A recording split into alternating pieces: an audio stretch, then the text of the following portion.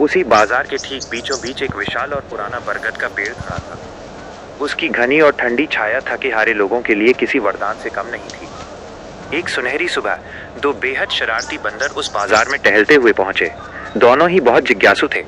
एक बंदर के हाथ में मीठा केला था, जबकि दूसरा उत्सुकता से दुकानों की ओर इशारा कर रहा था। बाजार की चहल पहल देखकर वे खुशी से उछल पड़े। तभी उनकी नजर उस ऊंचे बरगद पर पड़ी, जिसकी लंबी जड़ें नीचे तक लटक रही थीं। वे फुर्ती से पेड़ पर चढ़ गए और वहां से पूरे बाजार का नजारा लेने लगे। थोड़ी ही देर में उनकी शरारत शुरू हो गई। वे पेड़ से फल तोड़कर एक दूसरे पर फेंकने लगे। कभी कभी कोई फल नीचे चलते हुए लोगों के सिर पर गिर जाता। पहले तो लोग चौंकते, फिर बंदरों की उछल कूद देखकर हंसने लगते। लेकिन धीरे धीरे उनकी शरारत बढ़ने लगी। अचानक एक बंदर की नजर नीचे जमीन पर पड़ी। उसने देखा कि कुछ गरीब और छोटे बच्चे फल की दुकान के पास खड़े हैं। उनके चेहरों पर फल खाने की लालसा थी, लेकिन जेब में एक भी पैसा नहीं था। ये देखकर बंदर का चंचल मन उदास हो गया।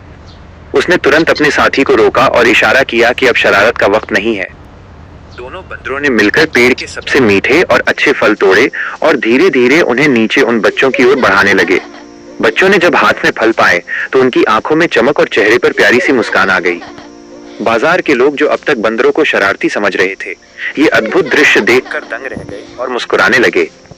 जैसे जैसे सूरज ढलने लगा और बाजार शांत हुआ, दोनों बंदर